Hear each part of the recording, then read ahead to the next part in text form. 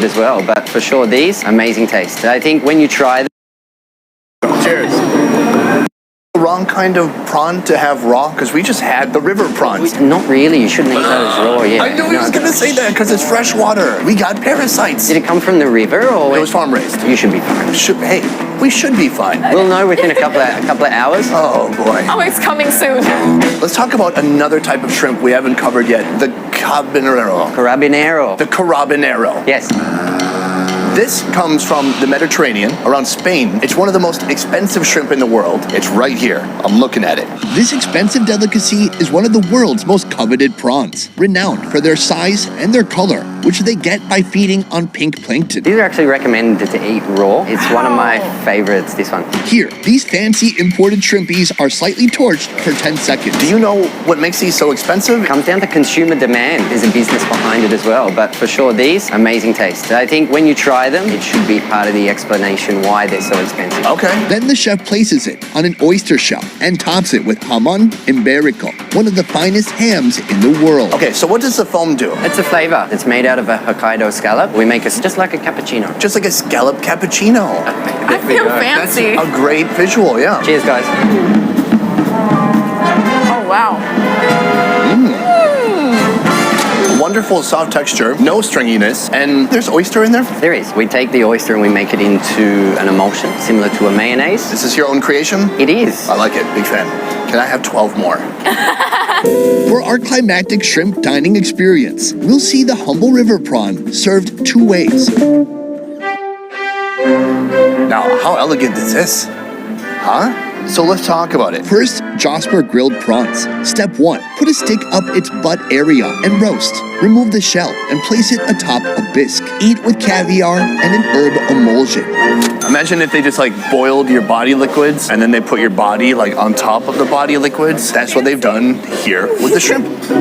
That's a good bite. Cheers. Cheers.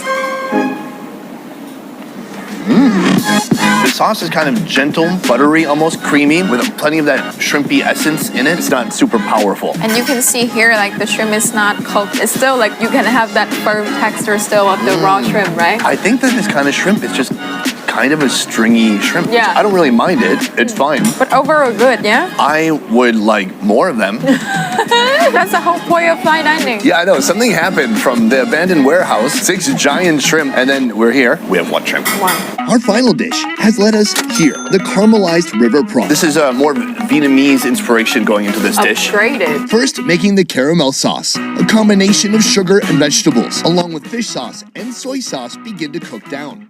On the side, the shrimps are blanched with onion and ginger. Add coconut oil, the sauce, leeks, and finally, sneak in some chili and peppercorns. Oh, it's got a giant head and a little tail. So I'm gonna pull, the tail kind of comes pretty easily. Cheers. That might be my favorite yet. Oh, wow.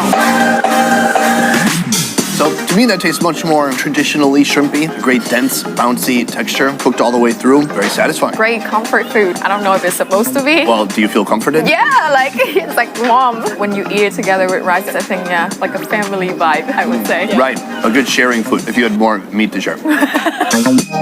Shrimp. It's one of those foods like oysters where it's kind of everywhere, whether you're at a super local market, a street food stall, or a place like this, kind of everybody has access to shrimp, but it's all about what you do with the shrimp. I'm curious if the people watching this would consider this a fancy food or just a normal meat, but to me it still feels fancy. Maybe that's because when I was a kid, I was in the Midwest, far from the ocean, and it was just hard to get my hands on shrimp. Eating shrimp cocktail like once a year at Christmas was like, amazing. But for you, you grew up with shrimp. I'm surprised. Like the first one, I never thought of making shrimp that way. So I do believe that to make it feel fine dining, then it has to do a lot with the cooking technique as well, and not just the ingredient itself. I totally agree. Shrimp cocktail ain't got nothing on shrimp in Asia.